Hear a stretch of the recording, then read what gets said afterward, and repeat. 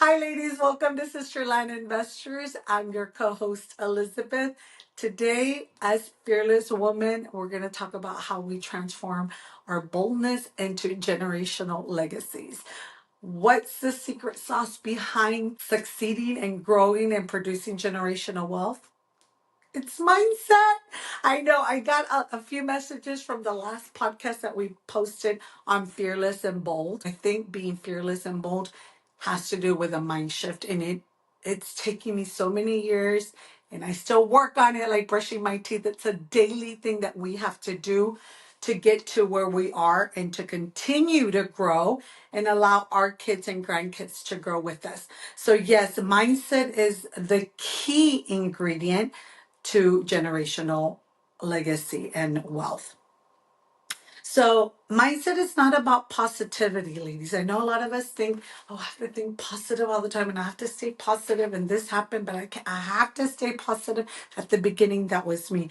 It's a blueprint. It's like little steps that we do that we work on and become more self aware to get us to where we want to go. And you have to have fun with it each step of the way. Don't be hard on yourself if you have a bad day, a bad hour, a bad second. It's okay. We all have it. Again, it's a practice that we do. Enjoy it while you're doing it because that is the journey that we're on this together. The common barriers we women face, as we spoke in the other podcast, the barriers that we have is being the fear that we have that we bring on to ourselves. No one else brings it on. I'll give you an example. For me, the biggest fear was me telling myself, do I really belong in this male dominant space? I would tell myself that constantly in my mind. I wouldn't say it out loud, but I would head into meetings with other investors or go knock on doors on offices to get investors or attorneys. It was a fear that to this day I still have. But we have to get over the hump. Once I'm in the room, I'm okay. But it's prior. It's my mind chatter right before I get into that room to make it, whatever call I have to make that gets me into that mindset. And again, it's all mindset. We have to shift it. The other fears that we spoke about is the risk of losing our money. We're putting so much money in these investments. What about if I lose it? Yes, I have lost money. I'm not going to say that I'm perfect, but we've learned. We've learned, and the money that we've made in the back end has been greater. So, yes, there is a risk, like everything, there's a risk. I'm not going to say, oh, it's risk free because it's not risk free. There is risk, but you have to take risk if you want to grow and you want to move to the next level, move to the next growth step. It's taking steps. It's like a kid walking. They take two steps and they fall. Same thing. You have to take risk. If you don't take risk, you're going to stay in this little bubble, all isolated and not able to grow. And you need to dare yourself to grow. How do I balance investing with family and career? That's huge. I also did a whole podcast on the dance. I called it the dance because for me that's what it is. I try to make it fun in my mind. But there's no balancing, at least for us, my sister and I. I know some women said, well, there is a balance. I work from 7 to 4 and I shut everything down at 4. From 4 to 9 or 10, it's all for my family. It's all devoted for family. For us, my sister and I can speak on behalf of us. It's a dance. We work a little, play a little, work a little, play a little throughout the entire day. What do I mean by that? Like I'll take a call if I have to take the call in front of my kids and they know it's business. They are aware mommy's taking that call because she could be selling this property, which makes money for me to drive the cars that I'm driving, for me to have the vacations that I want to have. They are aware because we communicate. You have to communicate with your loved ones, with those around you, what this means to you. Once you set that out, they'll understand. And again, don't make it all about work. Have fun with them. Go to baseball games. Go to travel with them and shut it off for a day or two. It's crucial. And I've had to remember to do that because I love what I do. I love talking to people. As you can see, I love interacting with people, and I can sit for hours on the phone with a buyer, a seller, an investor, an attorney, and just chit chat because I love it. But then you have to make sure you turn it off and give your family that time and devotion as well. Because I love my kids. I don't want to miss this time. They're only kids for a short period of time. So don't stress out and think it's all work, work, work, work, and family, family, family, and you can't find the balance. That'll stress you out for days and years and just get you saying, have fun with, do what you love. If you love what you do and you want to invest on this side, do what you love. Enjoy your family right now that you're able to enjoy them, and invest here and there. It's again a mindset shift that we all have to do, that I've done it, that I work on it daily. So the other limiting belief or mindset that we have to change is money's just for the greedy. Wealth is selfish. These are things that either our parents, our teachers, a neighbor, a friend, someone dropped that little seed in your mind and you just allowed it and you believed it and you never questioned it. What I would suggest everyone to do is write down your most common beliefs that you have about investing or generating wealth. Write them down and ask yourself, how did I get that? How did I get here? Why do I believe this? Is it true? A lot of times, 9 out of 10, it's not true. You have to sit and decide what is true for you and what is not true for you. I know a lot of people that are wealthy that give selflessly. They give to the communities, they give to churches, they give to schools, they just give, give, give, because in their mindset, they have abundance. And I think that's the one thing that we all have to work on. Shifting your mindset and seeing, okay, when I get this money, when I get this investment, I'll do this, this, and this, not just for myself and my family, but for the community. If you start thinking that way, you'll see how everything just starts shifting around. Which mindset, again, ladies, which mindset barrier do you have? I want to know. Write them down, leave them down below. I'm sure a lot of you have that. Again, for me was, how am I going to grow my business in a male dominant? And I still to this day have that. I'll be honest. I still to this day have this because I go to a lot of meets and I go to a lot of groups in our community, and it's mostly men.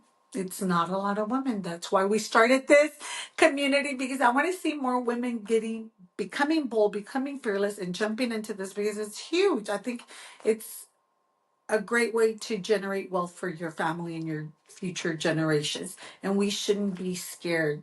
We shouldn't be scared. And I want to know what holds you back. What thought or mindset is holding you back?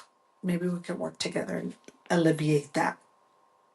To shift from scarcity to abundance thinking, it takes a degree of self-awareness.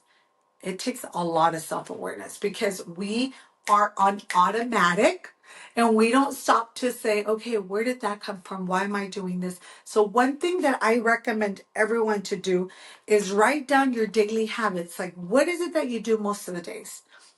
So let me give you an example. I wake up, I work out, put my makeup on. That's my way of telling myself I'm conquering the world. You don't have to do all that. But whatever makes you feel good, go do it and then write down everything. And what doesn't give you or pushes you over to create what you want, you need to stop doing that. So for example, I spend a lot of time going through my email and just clearing out that junk mail. Tons. I found myself doing that for at least an hour sometimes, like every single morning. So then I had to spend time to unsubscribe to a lot of stuff that I didn't need. Another thing that I find myself is listening to a lot of podcasts and not doing my own or not creating my own. And I had to stop that. I said, okay, Monday through Wednesday, I'm going to create my own. Thursday through Friday, I'll listen to other ones, see what's going on out there in the AI world. I think that's fascinating. I just heard that, by the way. So yes, write down the things that you do daily and then put your priorities, the top 3 for each day that will move you a little bit closer to your goal. So if it is to meet someone that does investing, put that. If it is to make a call, put that. So put your top three that will move you closer and leave the rest for later in the day. That's worked for me fabulously. It's amazing. It's a game changer. Take time to write out your daily habits, what you do daily, and your goals towards investments. We went over that. Make sure that, again, you write your top three. The reason I say top three is because these are the top three things that you must do to get you closer to your goals, whatever your goals may be. For me, is investment, buying more properties, buying more. So I always write down making the calls, making the offers, signing the agreements, sending them to the title, sending them to the lawyer. So those are my top three that I do on a daily basis, even on Fridays, even on Saturdays and Sundays. And I think all of you should write down that. It'll help you. Let me know how it works out for you, but try it at least for 30 days and see how it's a game changer. Now, again, in the last podcast, we spoke about fearlessness, being bold, how to reframe these old mindsets, how we were programmed to something new. And the one that I talked about that I really, really like is reframing, like instead of saying I'm scared, saying I'm excited. That little word, saying it to yourself, sends a different chemical. I mean, it's the same chemical, but you view it differently. Your perspective just does a little shift, which is huge. Because when you say I'm excited, you get excited and you make the phone call. Instead of saying, oh, I'm scared to make the phone call, you get excited, you make the phone call, and things just, it's like a little trickle effect. And you're going to notice it when you start doing that. And I think everyone should try it. And it's huge. The other one, tell yourself if risk is unavoidable, but it could be calculable. So yes, risk is, you can avoid risk, but you can calculate it. So for example, instead of saying it's risky to invest this money, say, okay, I'm going to do everything in my power to do my due diligence to make sure I don't lose it. And trust me, I put a lot of red tapes on what not to buy. So I have a list in my spreadsheets on if anything of this comes up on a new property, do not buy. And I think you should do that with anything in life. Any risk that you take it, learn from it, write it down, and then just don't do it again. Simple as that, but yet we find it so difficult because we don't practice this. They don't teach us this. I'm learning as I'm going. Tell yourself I'm worthy of wealth. My family's future is worth the risk. I think this is huge. So for me, wealth, I'll tell you, I want to know what wealth means to you. But for me, wealth is the time with my family. Like now that I get to work from home, get to do my own scheduling and agendas, I feel extremely blessed. Very, very grateful that I get to do that. Because if my kid calls me in the middle of the morning, 10 a.m., saying, Mom, I need you, I don't feel good, I stop what I'm doing and I run and pick them up and bring them home and nurse them and do whatever needs to be done. And they're my priority. At the same time, if I get a phone call, I could answer it. So for me, that having that flexibility in that time is huge. Health for me is being wealthy. I think being healthy, we as healthy people take it as we don't we're not grateful for it, and we should be more aware of being grateful. If you have health, you should be very grateful, because a lot of people can't do a lot of things because their health condition, either mentally or physically, won't allow it. So if you have health right there, you're like over 50% wealthy, bottom line. Everything else, just get your mindset. That'll push you over because I think 90% of anything is mindset. And then the 10% is just actually doing the thing. A lot of us know, but we don't do. Do the thing that'll get you closer. So yes, tell yourself you're wealthy. Your family deserves you taking the risk. Again, do your due diligence. Don't just go throw money everywhere or buy whatever. Get with someone that knows. See your children thriving because the choices you make today. That's huge. I think taking time to visualize your children doing well or having what they desire or doing well, healthy kids, thriving kids. It's because what you're doing now, they see it subconsciously. they're seeing what you're doing subconsciously. They're picking up on what you're doing, saying, and interacting with this. And so that's an investment in itself. So it's worth for you to start taking notice of your daily habits, writing them down, eliminating the ones that are no bueno, no good, and start doing the things that do move you forward that you want your kids to do. Like the exercising, like you eating your greens, things of that nature. All those are good little habits to have to propel you and your family to being a healthy, wealthy family. Real estate is tangible asset, it cash flows and is a tax advantage. That's why I love it. I love it for all that. It's something I could touch, something I could go put my feet on. I could see it, I could take pictures, I could send it to someone and say, this is it, this is a property that I'm investing in. It's a beautiful feeling because you could see, you could touch it versus like Bitcoin. I still don't get that, but okay, if you do, that's good for you. But for me, land investing, real estate, I could see it, I could touch it, I could smell it. And I love it. And it generates wealth. I've seen it over and over. Old homes that my parents bought back in the 50s and 60s, and then now seeing them now, it's wow, the prices have gone up so much. The value has gone up so much from the 60s and 70s to now. So it's something that you can see. You could go back and look at the records. It's public information for a lot of counties that you could go and pull, and you see it for yourself. And it is a tax deductible.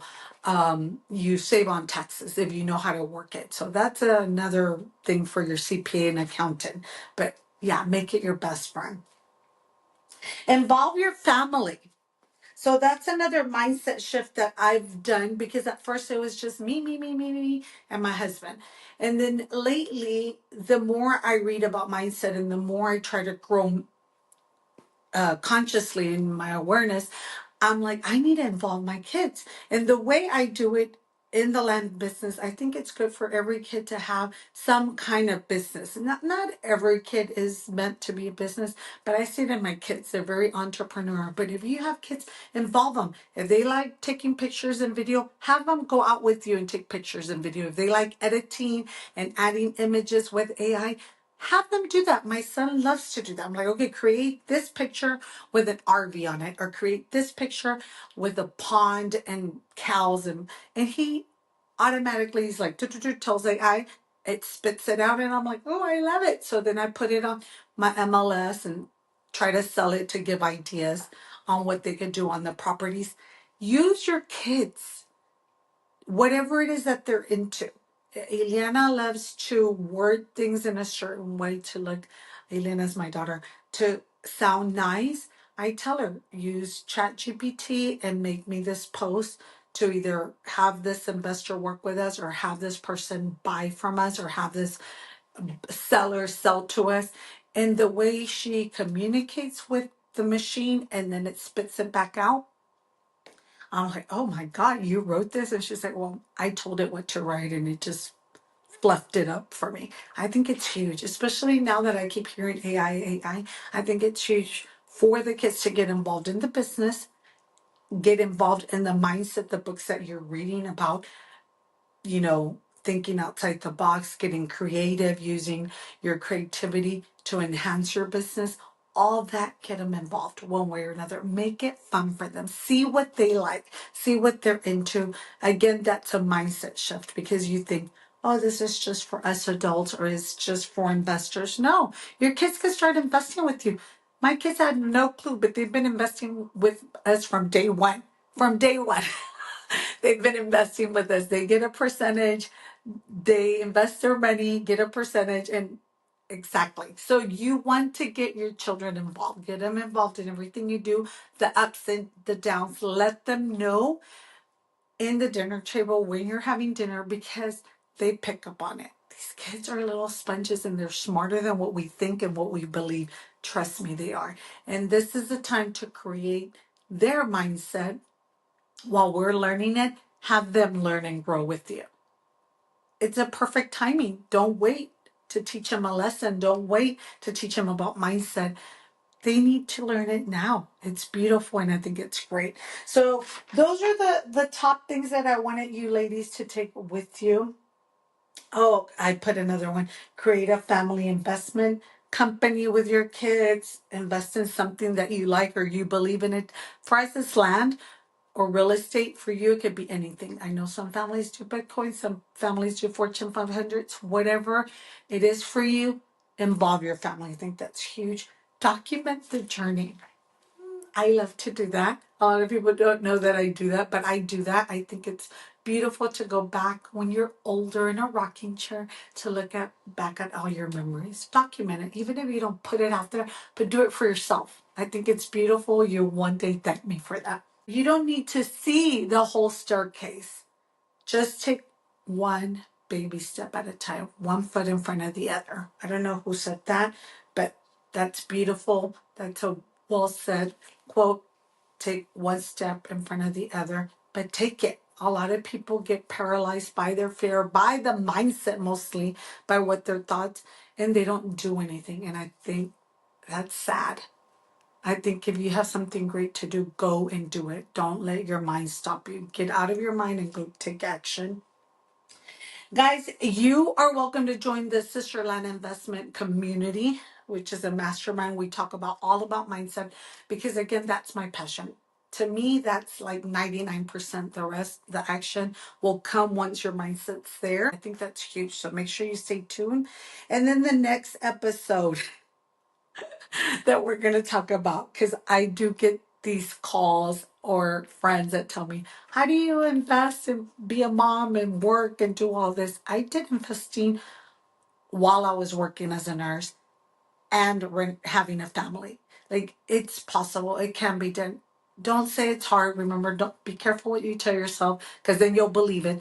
It's not hard. Have fun. Most important thing that I want to tell you here, have fun with what you do, because if you're not having fun, you're not going to enjoy it and you're just going to be miserable. Have fun with whatever it is that you're doing throughout the day. And again, it could be simple little things like drinking coffee and Zoom calling your best friend or a business partner. I do that a lot. Have fun with what you do. Learn, grow, involve your friends and family with it. Ladies, thank you for joining us. I love you. And let's grow togetherly, mentally and wealthy and healthy, all together in this community. I love you and see you on the next podcast.